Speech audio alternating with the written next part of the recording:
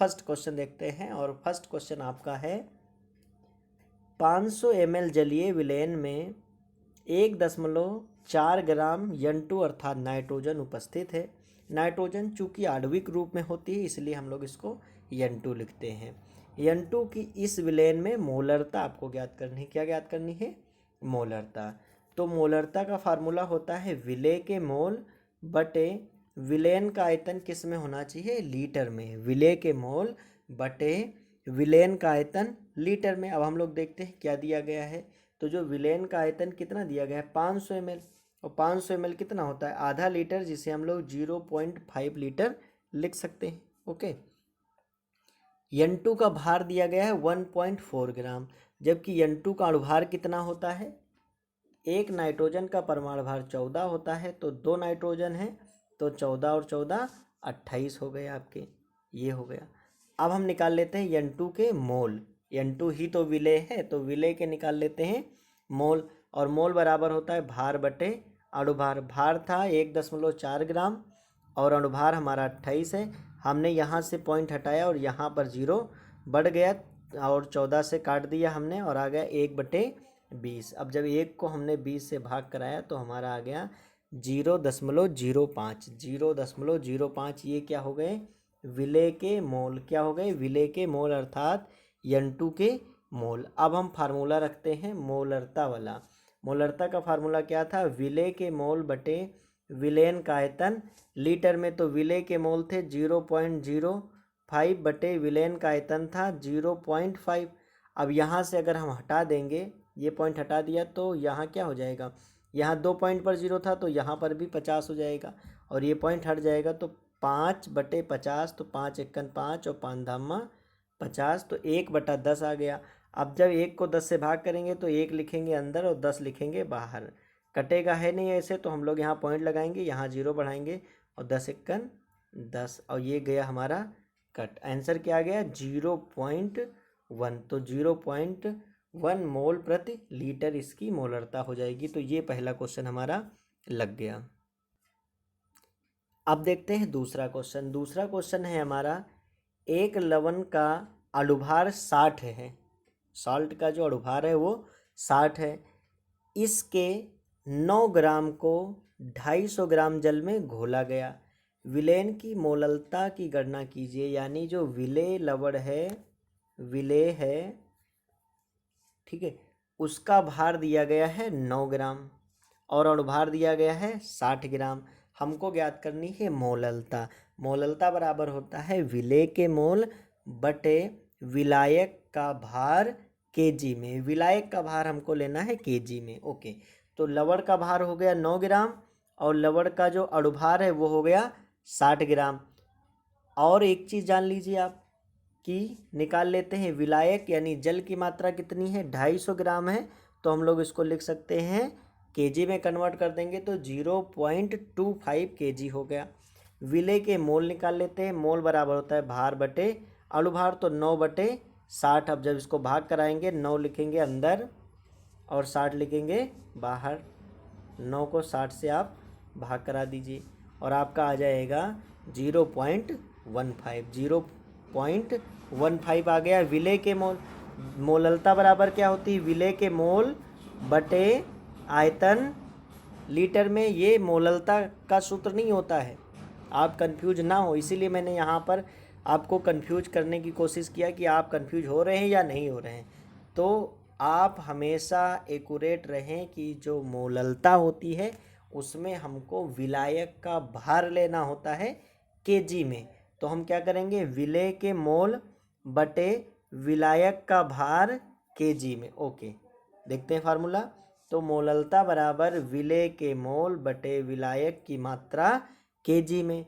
विलायक की मात्रा केजी में कितनी थी? 0.25 और हम लोग विलेय के मोल लेकर आए 0.15। दोनों पॉइंट हम लोग हटा देते हैं तो 15/25। 5 तियाँ 15, 50/25, 3/5। अगर भाग करा देंगे 3 लिखेंगे अंदर, 5 लिखेंगे बाहर, पॉइंट लगाएंगे 0, 5 छक्का 30। तो आंसर आ जाएगा हमारा 0.6 मोल प्रति केजी। ओके, तो ये क्वेश्चन आपका लग गया।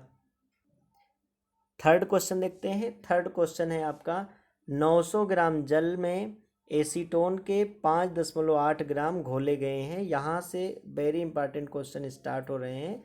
आगे के जो भी 2-3 प्रश्न हैं वो बहुत महत्वपूर्ण हैं, उनको ज़रूर आप सीख लीजिए। विलयन में जल तथा एसीटोन के मोल अंश की गणना कीजिए। देखिए, मोल अंश या मोल प्रभाज या मोल भिन्न तीनों एक ही चीज़ का नाम है, और किसी भी द्विअंगी विलयन का जो टोटल मोल होता है वो एक होता है। ऐसे में यदि हम एक का मोल अंश निकाल लेते हैं तो दूसरे का मोल अंश निकालना हमारे लिए आसान हो जाएगा। मोल अंश का मतलब कितना अंश उसमें वो घुला हुआ है, और इसके निकालने के लिए हम लोग क्या करते हैं, विलेय के मोल निकालते हैं। ध्यान से देखिए, मैं समझा देता हूँ फिर क्वेश्चन लगाते हैं। विलेय के मोल एक साइड में निकाल लेंगे, ओके। फिर क्या करेंगे, विलायक का मोल निकाल लेंगे। विलेय के मोल निकाल लिया हमने, विलायक के मोल निकाल लिया, और फिर इन दोनों को जोड़ देंगे तो पूरे विलयन का मोल निकल आया। अब जब विलेय का निकालना होगा तो विलेय बटे कुल मोल, और जब विलायक का निकालना होगा तो एक से हम लोग घटा देंगे। अगर घटाना नहीं चाह रहे हैं तो हम लोग क्या कर देंगे, विलायक का ऊपर लिख देंगे और कुल मोल नीचे लिख देंगे। चलिए क्वेश्चन पर बात करते हैं। तो एसीटोन का भार दिया गया है 5.8 ग्राम, और एसीटोन का अणुभार कैसे निकालेंगे। एसीटोन का सूत्र होता है CH3CO CH3।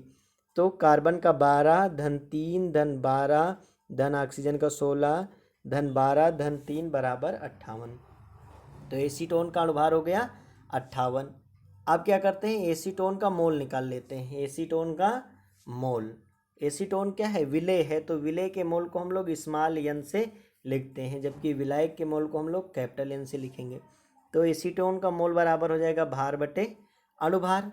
भार है 5.8 और अणुभार है 58, भाग कराएंगे हम लोग 0.1 आ जाएगा। तो स्मॉल एन की वैल्यू आ गई हमारी। ऐसे ही पैटर्न में लगाना है आपको, कुछ भी एक्स्ट्रा नहीं करना है, सेम पैटर्न फॉलो करना है। नेक्स्ट है आपका विलायक जल का भार। तो भार है 900 ग्राम और अणुभार होता है 18।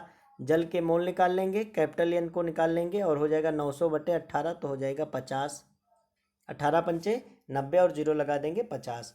तो यन का वैल्यू आ गया 50। कुल मोल क्या होते हैं, दोनों के मोल को हम लोग जोड़ देते हैं, तो 50 धन 0.1 बराबर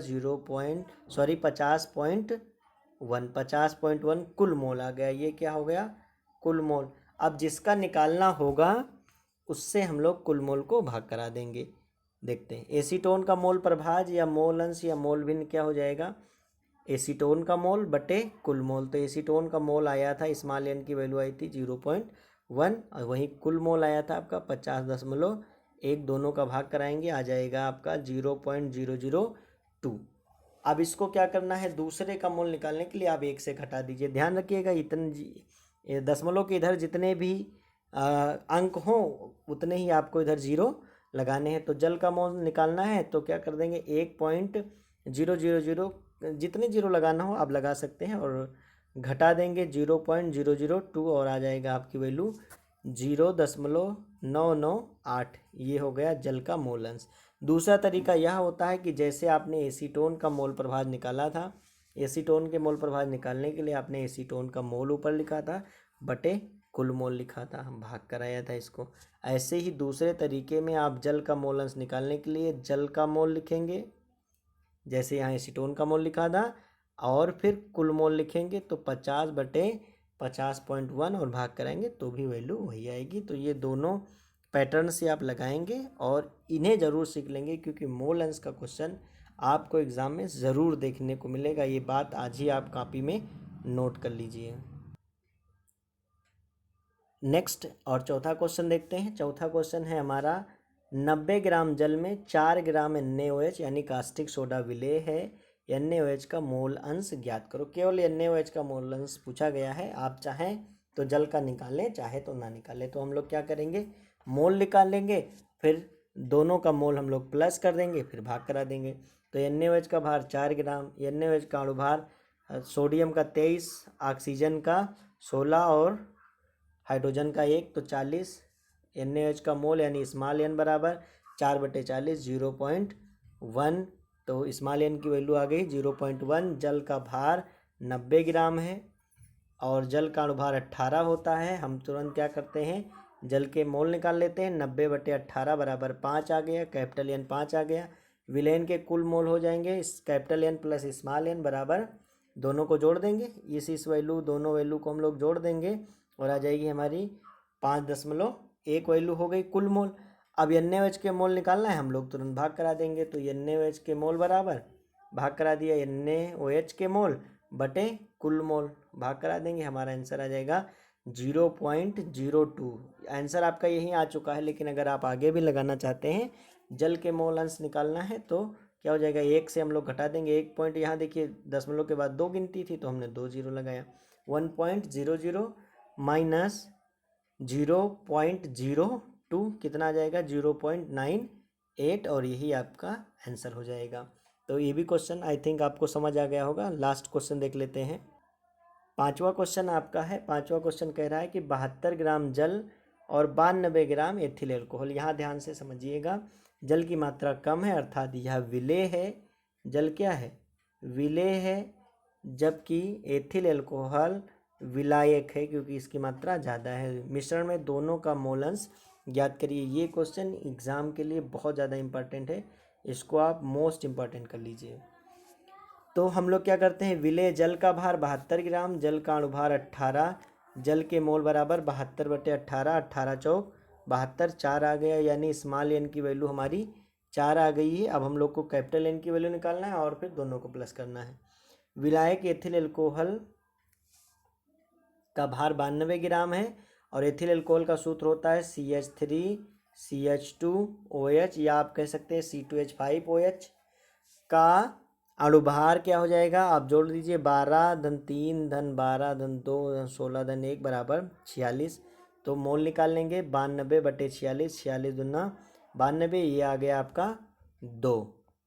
अब हमको कैपिटल एन की वैल्यू 2 पता चल गई, स्मॉल एन की वैल्यू 4, दोनों को हम लोग जोड़ देते हैं और हमारी वैल्यू आ जाएगी 6। अब जिसका मोल अंश निकालना है उसके मोल को हम लोग 6 से भाग कर देंगे। जल के मोल अंश बराबर क्या हो जाएगा, जल के मोल बटे कुल मोल, तो जल का मोल था 4, 4/6 बराबर हो जाएगा 0.6666। ये काफ़ी आगे तक आता रहेगा तो आप ऐसे लिख सकते हैं 0.667।